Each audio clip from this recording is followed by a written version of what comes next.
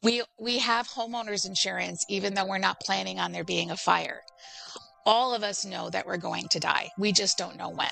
Because it's not just a matter of, well, I'm avoiding this because it's uncomfortable. It's literally you are creating a problem for the people that you say you love most. I want my families to have the luxury of grieving and the luxury of being present in that time instead of wondering, what do we do? What did they want? How are we going to pay for it? Can we keep the house? And it goes on and on and on. People spend more time planning a vacation or a wedding, that 50% chance that they'll end up in divorce, versus their inevitable 100% for sure you're going to die. Welcome to the Digital Legacy Podcast, where we talk about death and dying in the digital age. If you ever asked, how do I protect myself and those I love if something unexpected happened to me? You're in the right place. I'm your host, Niki Weiss, and together we'll explore how to protect yourself in a world where both your physical and digital legacy leave a lasting impact.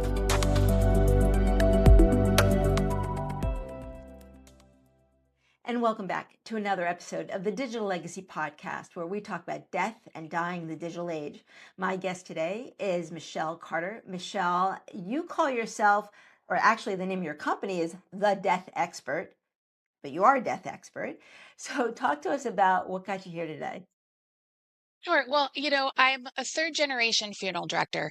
And when I was working in the funeral industry, I became very frustrated by seeing families making the same preventable mistakes over and over again. And I left day-to-day funeral work, but I could not leave the funeral industry. And I was getting a lot of word of mouth referrals. And eventually a client said to a friend, you need to talk to Michelle. She's the death expert. And then the company was born.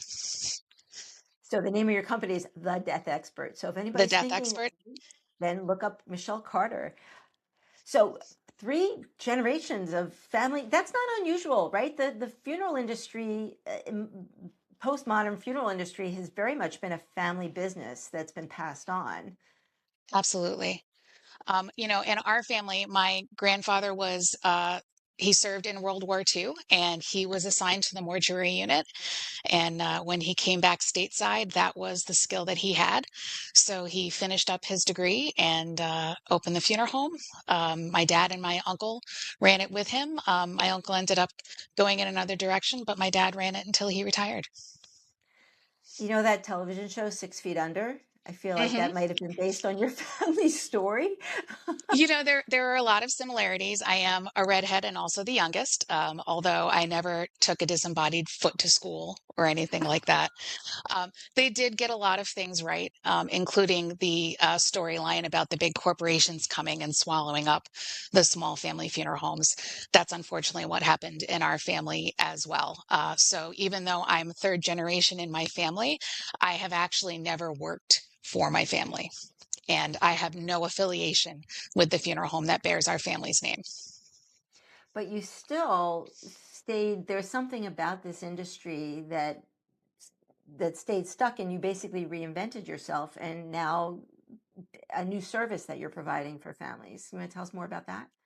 Sure. So I refer to my services as end of life coaching.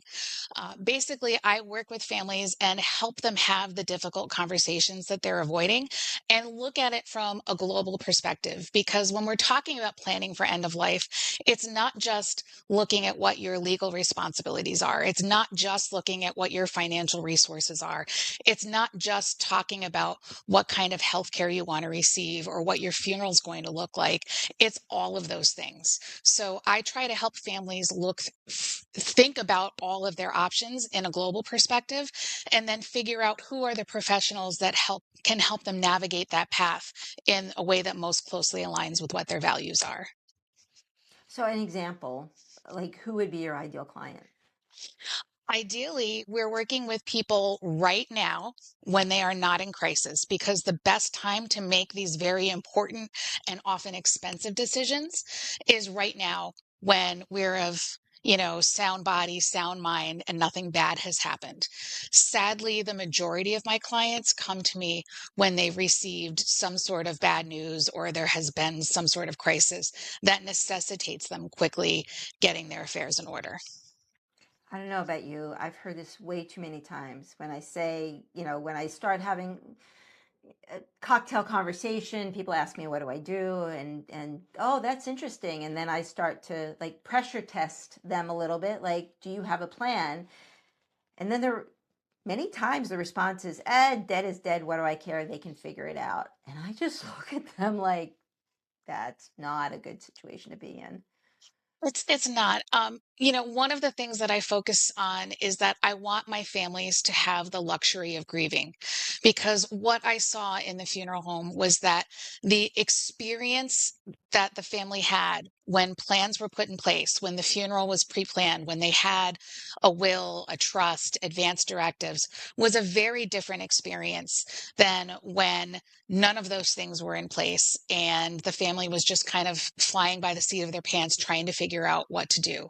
And I want my families to have the luxury of grieving and the luxury of being present in that time instead of wondering, what do we do? What did they want? How are we going to pay for it? Can we keep the house? And it goes on and on and on. I mean, these are important conversations to have when you're well, body, mind, and spirit, when relationships are at least good enough to have these productive conversations.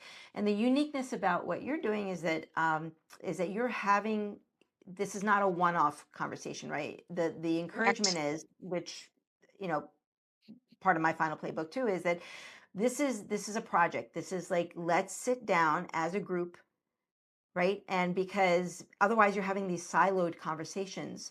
What's your biggest challenge when you're sitting with a family at the table? So I do also share with families that this is a process, that it's not a one-off event. Um, I find that getting people to sit down together at the table, like the coordination of that is the biggest challenge. Once we're all together, it doesn't take much to open the floodgates and get the conversation going. I think we're resistant to having the conversation, but once the invitation is there, I find that it tends to just flow.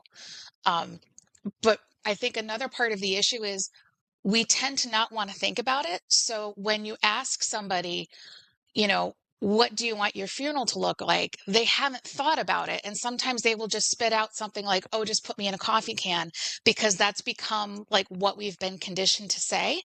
And when they really start to think about it, they realize things like, well, horses were important to me. And maybe I want there to be a ceremony out on the paddock, or, this particular music is something that resonated with me. So if you're going to play music, I want you to play that. And when you start to think about what your options are, you come up with scenarios that are much more meaningful and more aligned with what your values are. And I find that in addition to being more reflective of who the person is as an individual, it's also a much more powerful and healing experience for the family as well. Sometimes it's just those pass by conversations that really will cement what someone's wishes are, even knowing they didn't write it down. An example is, because death is indiscriminate. It doesn't care how old you are, what your health status is, what your socioeconomic is. It will come for you, Yes. right? And whether you're ready or not. And I'm just thinking about a cousin of mine who, she passed unexpectedly, but it was because, and she was 42 and she passed. It was because of a casual conversation she had with her husband, where choice of words of, don't you ever donate my body, right? Don't ever, I don't want to be a organ donor. Right. She didn't write it down. She didn't, there was nothing executed, but she had that passing by conversation with her husband. So when she died unexpectedly, and then at the hospital, the donor team was coming kind of like a little bit of a vulture-ish, predatory way of like, really, we want, she's young, we have organs that we can harvest. He had that one conversation that he was able to hold on to in the like worst time of his grief. He was able to hold on and strongly say to them, no, this is not what she wanted. And for I mean, the that's two the of thing. us, it doesn't have to be like that. Correct. And I mean, I think that's an important part of it is some people do take the time to document their wishes, but they don't share it with their family. And if your family doesn't know what your wishes are, they can't possibly abide them. But also, especially in terms of things like medical care, it's not just a matter of, I don't want to donate my organs or I don't want to be on a respirator. It's also a matter of really understanding what somebody's values are. There was a case not long ago in Connecticut where a man said that he was interested in being an organ donor and doing what he could. And none of his organs were really viable, but doctors did want to test an artificial organ to see if it would be successful. And so his family was like, well, he said he wanted to be a donor, so sure. And so this person remained alive on life support and this artificial organ for another 3 months after they clinically passed. And, you know, is that something that they would have Wow. signed on to? We don't know, and we never will know because they never had that conversation with their family. And the family was unsure about whether that aligned with that person's values, and so they just kind of went along with it. So if we don't have these conversations, we can't make those nuanced decisions because it's not always as simple as, yes, I want a respirator. No, I don't want a feeding tube. It's often much more complicated than that. And it's a series of decisions, not one dramatic moment like movies and television lead us to believe. Okay, so let's put our heads together and kind of figure out, why is this still such a taboo topic? Why are people still shying away from having these life conversations? People spend more time planning a vacation or a wedding, that 50% chance that they'll end up in divorce, versus their inevitable 100% for sure you're going to die. Where's the psychology? What have you discovered? I think it's just the way that American society has evolved. We started by removing funeral services from the home. And by necessity, we moved to funeral homes because, we didn't have a little bit of a history lesson. Funeral Yeah. homes came in vogue largely during and after the Depression because people used to be laid out at home in their parlor. And then when you had multiple families suddenly being forced to live in the same home, that parlor was no longer available because it was occupied. So your local undertaker is also your local funeral, your local furniture maker. They made the caskets, they made the furniture. They were also the ambulance driver because the hearse was the one vehicle that enabled people to lay down flat. And so it just kind of evolved that person also became the person with the extra room for the funeral to take place in. And so we started drifting away from having those things occur at home and at funeral and having them in funeral homes. Then we started with nursing homes and long-term care. So now we're isolated from aging and dying because we're no longer caring for people in their own homes and multi-generational homes where, so over time we've become more and more isolated from those things. And when we're not exposed to those things, they become foreign to us. It's just like farming and processing our food, right? It has become very Exactly. detached from the reality of it. My gosh. So if someone were to sit down with you, what's that process like? What do you recommend? Who should be at the table for this kitchen table conversation? So I always advise that whenever possible, the entire family sit down together. So quite often it's mom and dad and their adult kids, and often the adult kids' spouses as well, depending on the strength of those relationships. Because the goal is, for me, this all works better when everybody is on the same page at the same time. So everybody at the table talks through what their wishes are for the kind of care they want to receive, what quality of life means for them, what a meaningful funeral service looks like, how they want to protect their legacy, who should get the china cabinet, who should get the jewelry. And when we're all in the same room having an active conversation about these things, I find that we learn a lot more about each other that way. And we also put everyone on the same page at the same time, and it diminishes the chance for family conflict after the death occurs because nobody can say, well, I didn't know that. Nobody told me that. You left me out of this because of XYZ. And when questions or challenges arise, they can be addressed in the moment.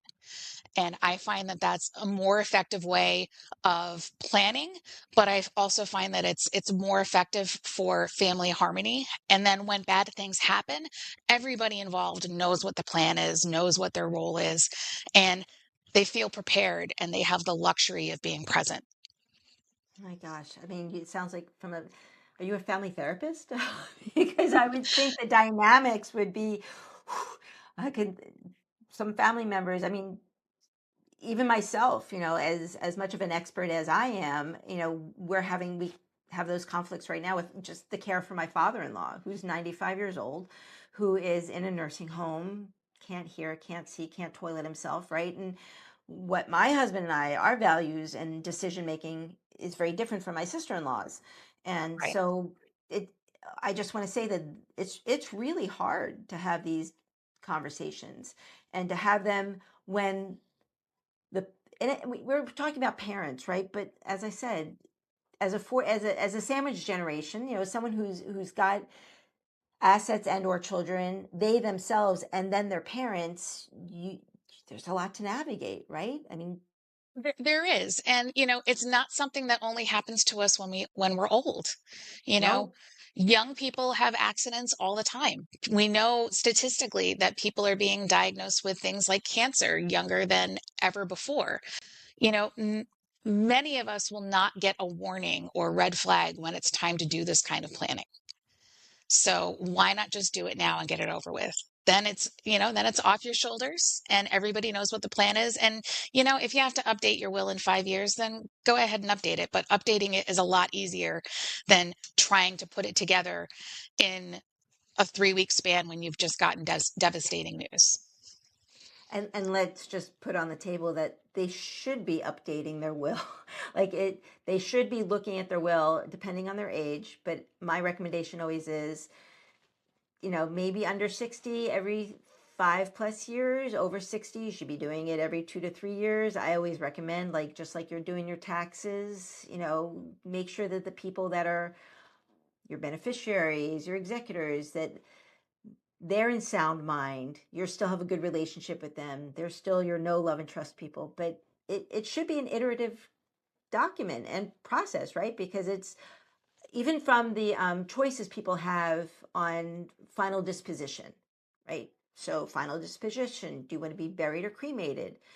You want to be buried? Do you want a green burial, or you want to, the traditional embalming, or you want to be cremated? What do you want done with your ashes? The decision checklist is long. It is. And I mean, what you just said is a perfect example. Most people don't even realize that there are options beyond burial and cremation.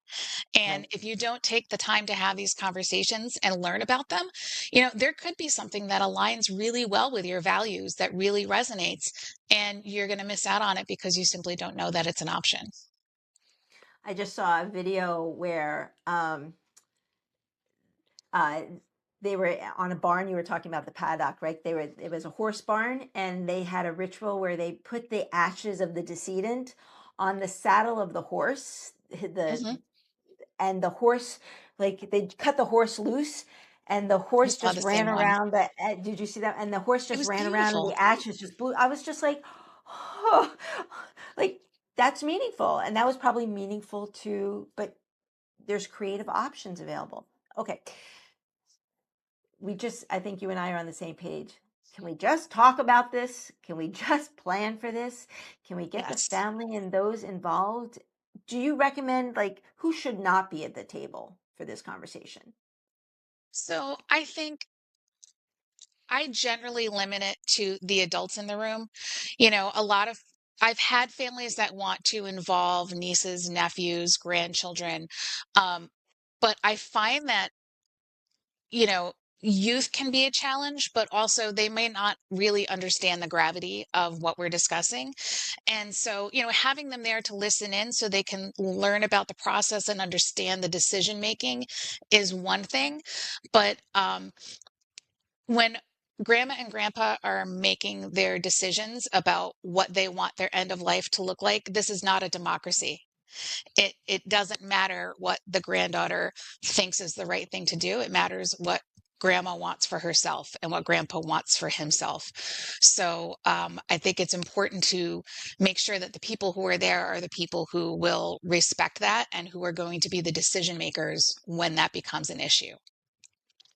Now, based on your experience and based on your services, you went ahead and also created a digital solution.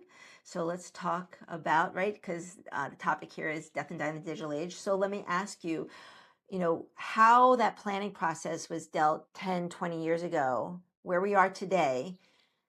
How do you think technology is going to impact the future for tomorrow? Well, I think that, you know, consumers in general are changing. It used to be that, you just went to the same funeral home that your parents used, your grandparents used. You chose the same services. Quite often, you chose the same casket because that's just what we do in this family. And that worked for a long time. But I find that consumers now they want more individualized services and they want whatever that they choose to be something that resonates with them. And sometimes that means that they don't use the local funeral home. It means that they use one in another town because it resonates with what they're looking for more closely. And that's part of why I created Matuary. Matuary is a matchmaking system for people who are looking for end of life providers and enables them to find those providers based on shared values.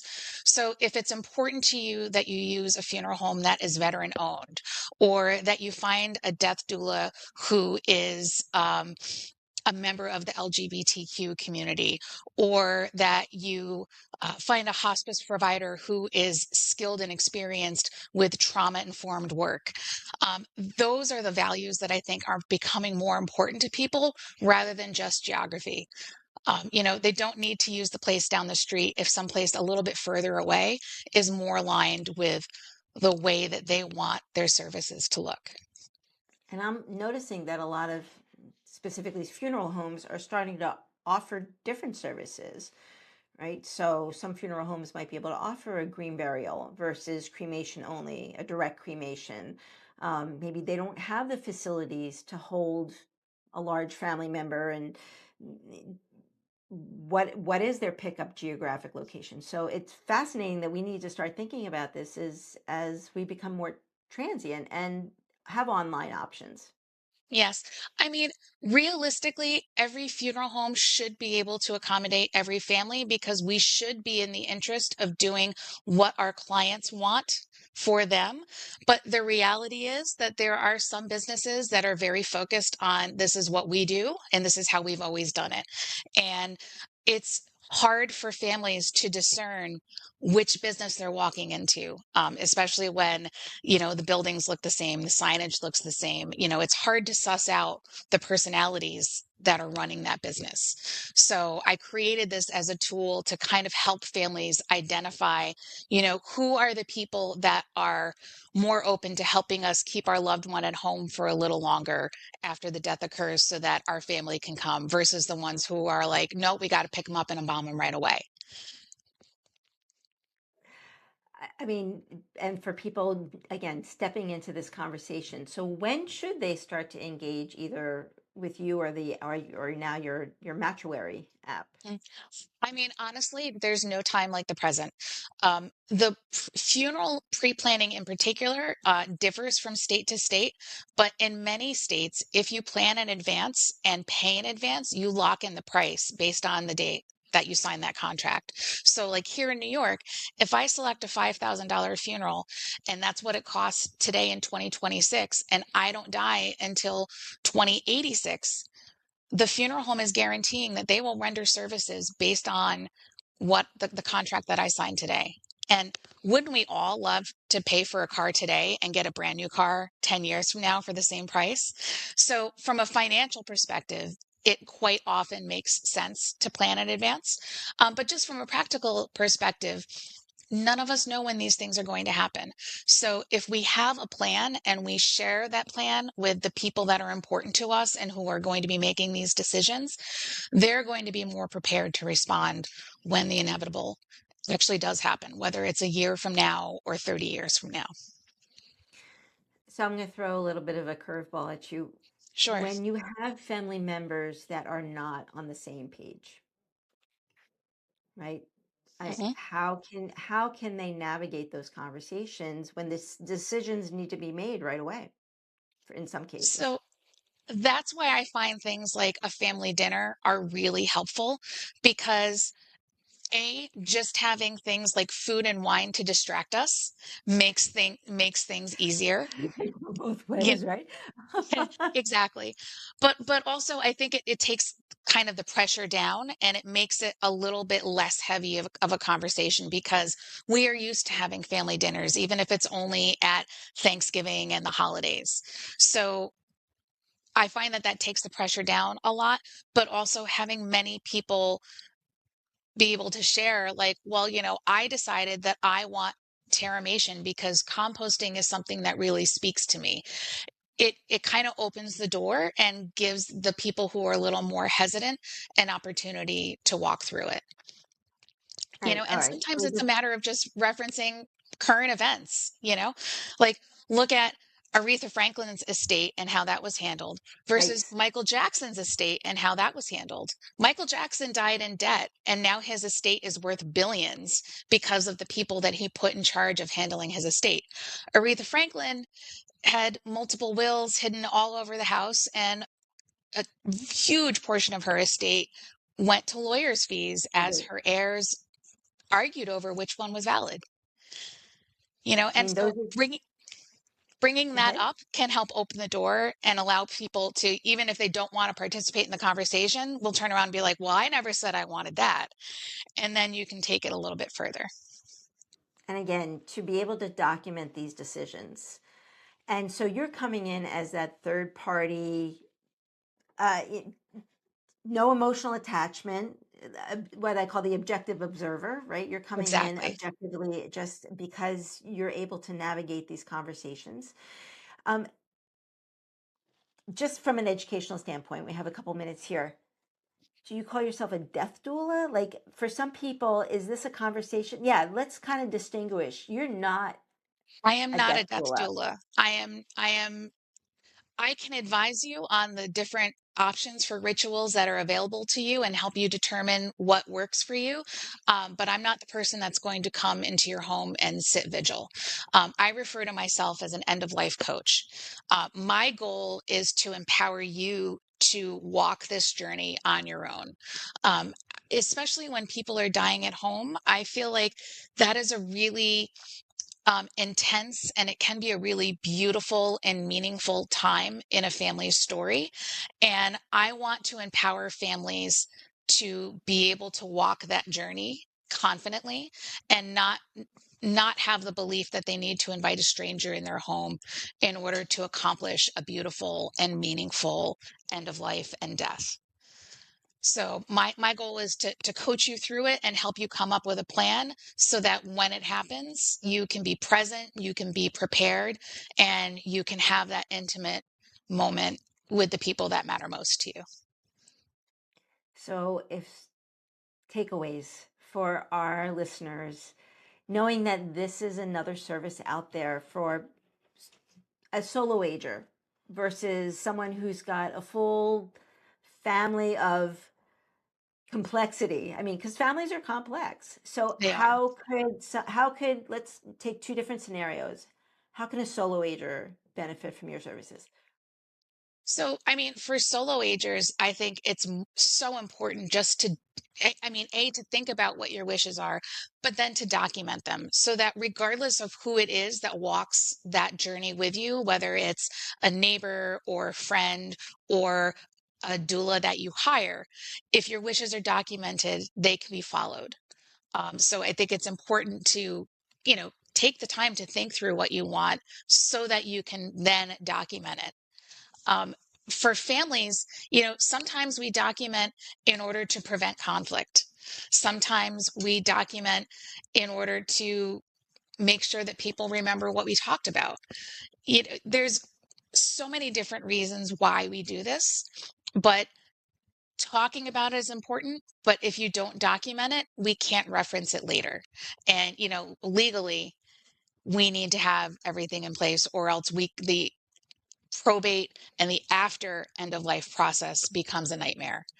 And nobody should be making important, expensive decisions when they're grieving. And if we don't take these proactive steps now, that's the mess that we're leaving our family in. For sure. We have homeowners insurance, even though we're not planning on there being a fire. All of us know that we're going to die. We just don't know when. So I feel like all of us have an obligation to think about what we want and then document our wishes. Because it's not just a matter of, well, I'm avoiding this because it's uncomfortable. It's literally you are creating a problem for the people that you say you love most. One of the things I have is a list of the 10 reasons why people avoid end of life planning conversations. And there's 10 of them. So you're not alone, but professionals like Michelle, like myself, we're here to encourage you we're acknowledging, but break through. Now's the time before Yeah. it's too late. And, I think that some people really are hesitant to talk about it, but I also find that a lot of people think that the other people in their world are hesitant, so they're afraid to bring it up. And if you provide an opportunity, you might be surprised at what happens next. Yeah. I find that a lot of people are really hungry to talk about it. They just feel like they're not supposed to. Oh, well, let's break through that taboo topic. Let's put it on the table. Let's put it on the kitchen table, dining room table. Exactly. Let's have a meal around it. And so where can people find you, Michelle? So the name of my company is the Death Expert, and I am the Death Expert on all of the platforms. My biggest one is TikTok, but the Death.expert is also my URL. So you can find me TikTok, Instagram, LinkedIn, Facebook, and at the Death.expert. And with that, thank you so much for joining me today. Thank We'll you end so here. much for having me.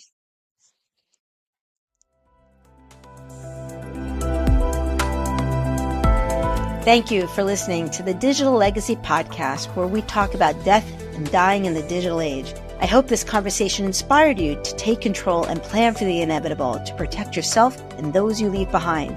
Don't forget to subscribe to our newsletter at digitallegacypodcast.com. Remember, life is full of surprises. What happens after you die shouldn't be. So keep your passwords safe and your playbook up to date.